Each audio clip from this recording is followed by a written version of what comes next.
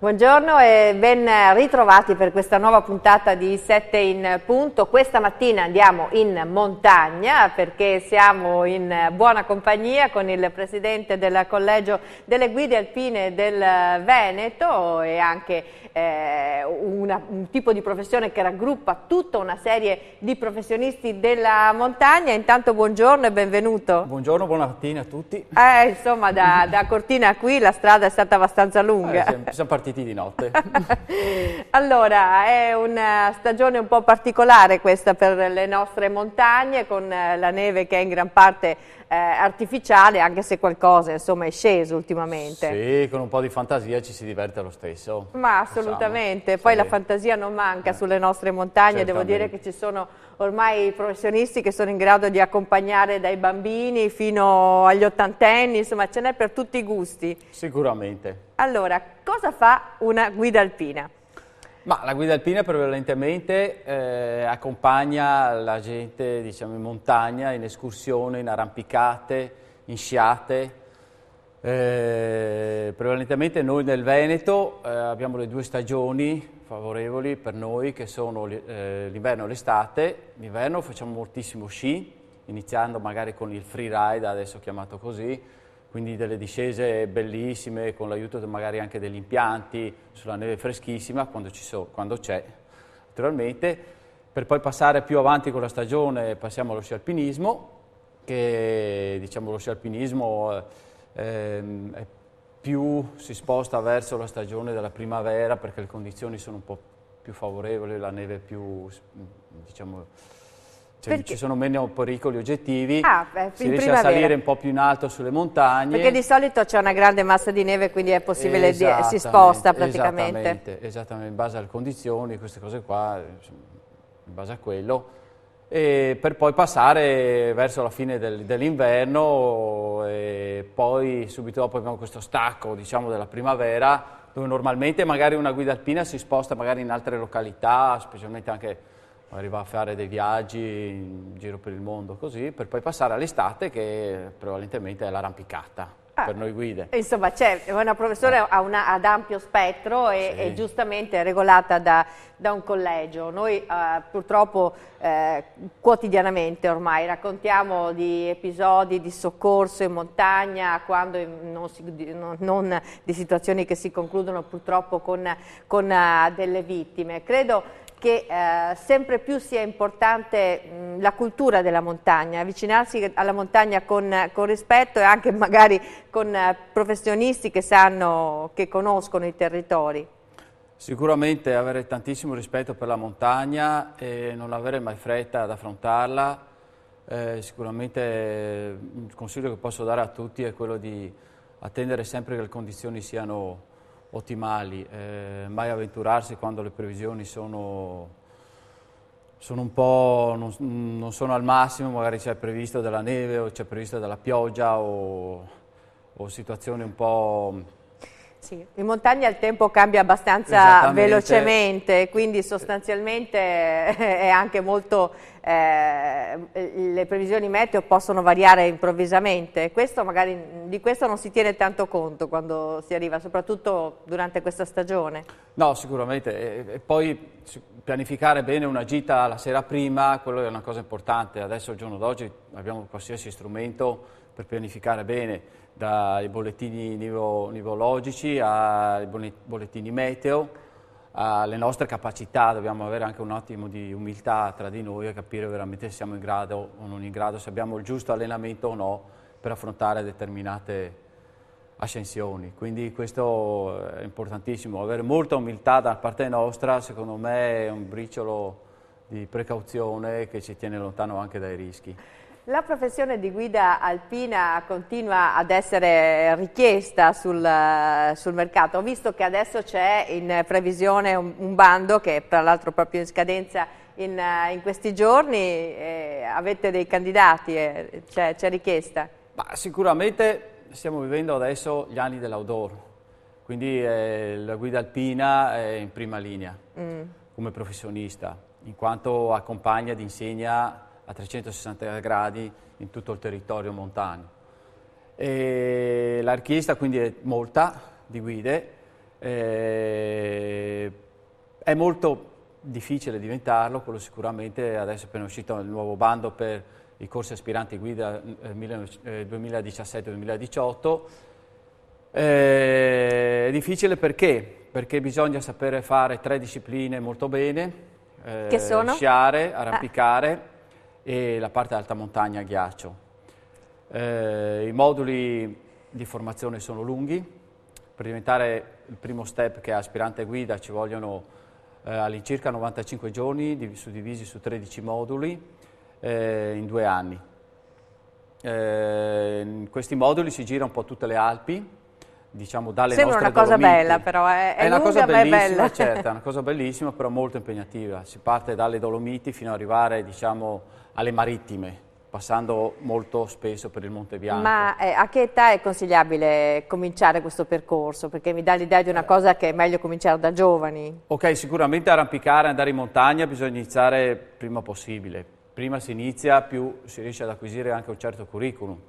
Il curriculum è una cosa importantissima per diventare guida alpina, perché quando esce il bando, noi allo stesso tempo una persona decide di andare ad iscriversi, deve mandare un curriculum alla regione, c'è richiesto un tot di vie che deve aver percorso di arrampicata, di sciate, di ghiaccio. Quindi mi sembra che ultimamente l'attenzione anche delle istituzioni nei confronti di questa professione sia aumentata, è vero? No, scusa. L'attenzione delle istituzioni, cioè nel fatto di assecondare un po' anche questa professione, sia aumentata? Ma sì, sicuramente è aumentata. Certo, sicuramente si va sempre a puntare sulla sicurezza, no? Quindi sì. tutti, secondo me, tutti vanno a cercare il professionista di per sé, quindi preventivamente quando dice mi soffermo su un professionista, sicuramente mi tengono anche un po' dalla larga dei guai, no? Ma assolutamente. Ma diciamo che se uno ha un bambino che deve cominciare ad andare in montagna, è ovvio che magari si affida a un maestro, uno è veramente un principiante. Tante persone però magari poi dopo un po' che ci vanno pensano di sapere fare da sole. Invece secondo me è sempre importante avere qualcuno che ti sfida anche, no? a superare delle difficoltà, però con i giusti metodi. Ma sì, certo.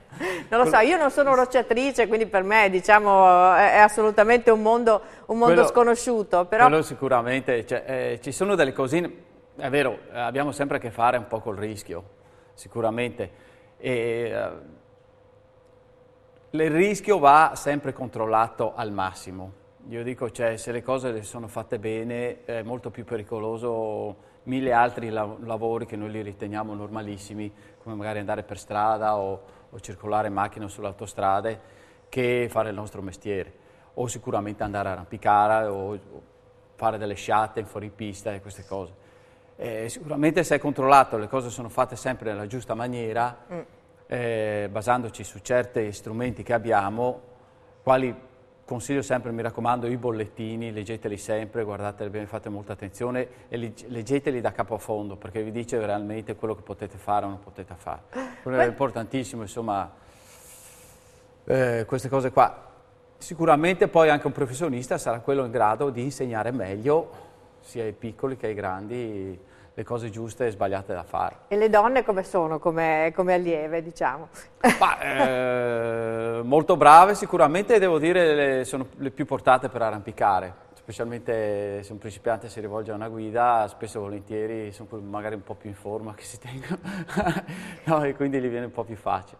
Comunque, insomma, un po' di tutto, dai. Insomma. Sì, di tutto, certo.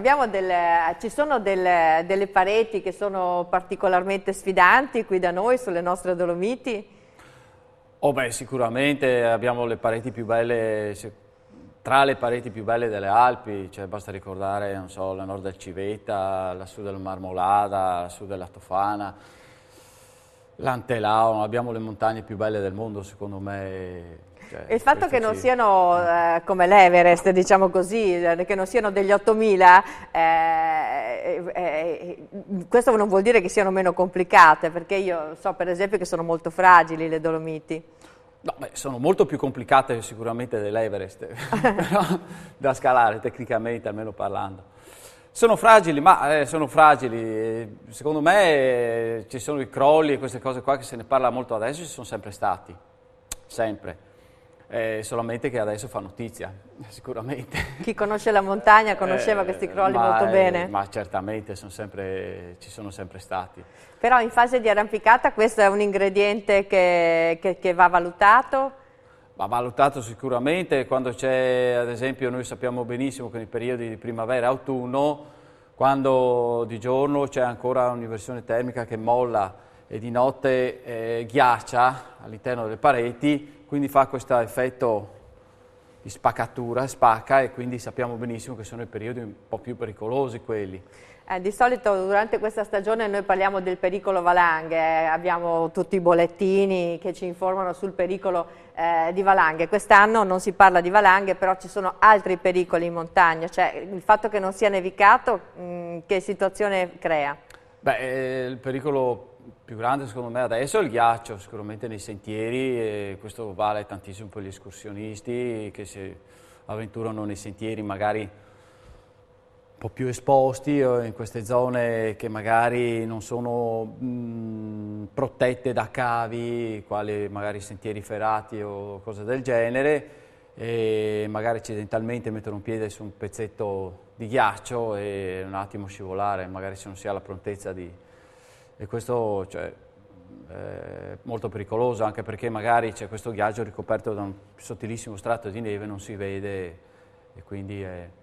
Ma anche una semplice caduta può essere una distorsione, può essere... Sì, assolutamente. Poi alla fine quando sei magari esatto, in un sentiero particolarmente difficile, già una distorsione può essere una... Beh, insomma, speriamo che non succeda a nessuno, come sempre. Quello sicuramente. Allora, volevo chiedere una cosa, abbiamo parlato quando si parla di guide alpine, maestri d'alpinismo, la prima immagine che viene è proprio questa della roccia, della montagna, dell'arrampicata, della scalata, però dicevamo che in realtà lo spettro delle cose che chiede la gente è molto più ampio, lo spettro di attività. Adesso vedere una persona per esempio sciare è difficile, in montagna vanno con tutto, con tavole, tavolozze, slittini, bob, qualsiasi cosa. È cambiato proprio il paesaggio montano. Sì, sicuramente siamo un po' tutti in balia, secondo me, di chi produce anche questi materiali. Dipende dal mercato, secondo lei? Molto dipende anche da quello, quindi secondo me è molto importante seguire l'onda del mercato, il cliente segue sicuramente l'onda del mercato, il vestiario, l'attrezzatura fanno parte del gioco, quindi noi ci dobbiamo continuamente aggiornare anche su questo. E le attività crescono come funghi negli ultimi anni, mentre una volta si parlava solamente magari di sci alpinismo durante l'inverno e di arrampicata durante l'estate, adesso le attività che si possono fare sono tantissime, ma veramente tante. E quindi noi dobbiamo in continuazione aggiornarci. Lei è diventato presidente da pochissimo sì, del collegio da un paio di mesi, infatti adesso deve prendere un po' le misure di questi suoi colleghi. Di cosa pensa ci sia bisogno? Di farvi conoscere, di affrontare dei percorsi magari formativi continui, di cosa? Ma a noi preme tantissimo sicuramente farci conoscere come guide alpine, in quanto noi abbiamo avuto una formazione veramente lunga, e per arrivare solamente a questa formazione, come parlavamo prima, ci vuole un curriculum bello pieno. Quindi che poi alla fine l'ho anche interrotta, a parte i primi 90 giorni che uno dice vabbè li posso affrontare, poi continua questa cosa. Sì, perché oltre dopo i 95 giorni in realtà che sono per diventare solamente aspirante guida, c'è dopo una pausa di 2 anni, e per accedere al corso guida effettivo, che c'è un altro mesetto di corsi che insomma alla fine sono 4 anni l'iter formativo, è lunghissimo, però precedentemente prima di accedere a questi corsi tu sei già un alpinista e questo tu lo rendi noto nel tuo curriculum che devi presentare prima di accedere ai corsi, dopodiché c'è una preselezione, quindi l'iter è lunghissimo. sicuramente quando vi affidate nelle mani di una guida alpina siete sicuramente in mani sicurissime. E non ci chiamiamo solamente guide alpine, ma quindi solo guide, ci chiamiamo anche maestri di alpinismo, quindi tutte le tecniche di ogni settore che andiamo a parlare è il nostro possesso, quindi siamo in grado di insegnare e di gestire qualsiasi situazione, qualsiasi momento. Insomma. Quando uno diventa guida alpina, maestro d'alpinismo, non lo è infatti solo per le montagne, le sue montagne sostanzialmente, ma diventa una professione che ti può portare anche a tante avventure nel mondo, no? Ma certamente la cosa più bella è andare a lavorare dico così, andare ad operare. Mi piace perché non si può utilizzare la parola lavorare, è comunque molto faticoso. È un nostro lavoro sicuramente, però io faticate dico, per scelta voi? Ma certamente per passione prima di tutto, sicuramente. Una guida alpina diventa guida sicuramente per passione, non lo fa di certo solamente per lavoro.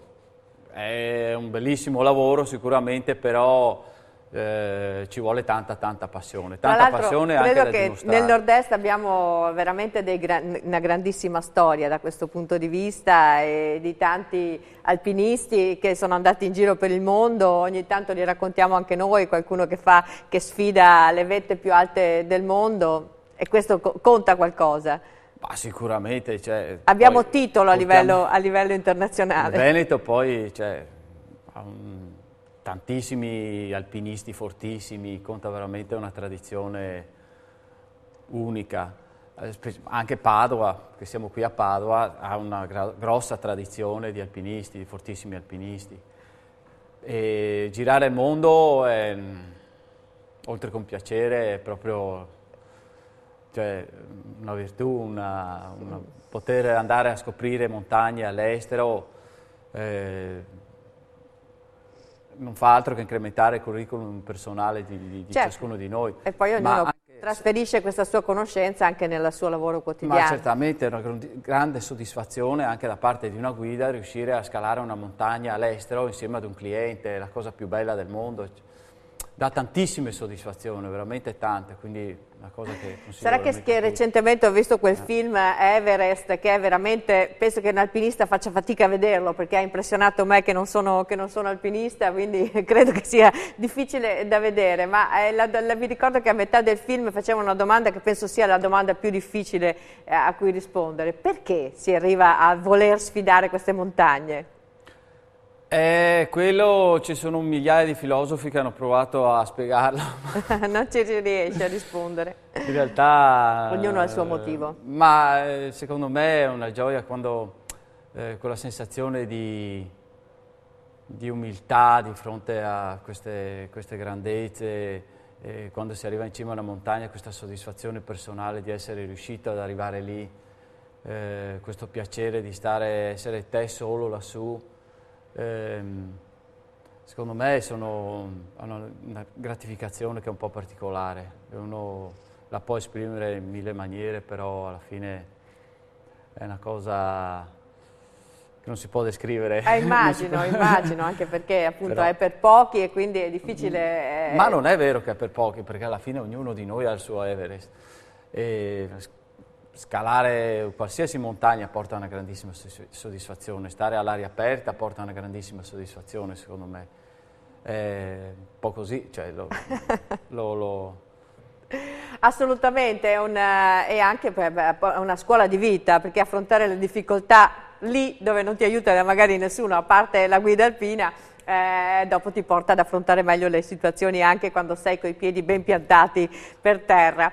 Certamente. Tra pochissimo noi parliamo ancora di questo argomento, ma lo facciamo con gli accompagnatori di media montagna, che è una professione che sta andando veramente molto forte, vero?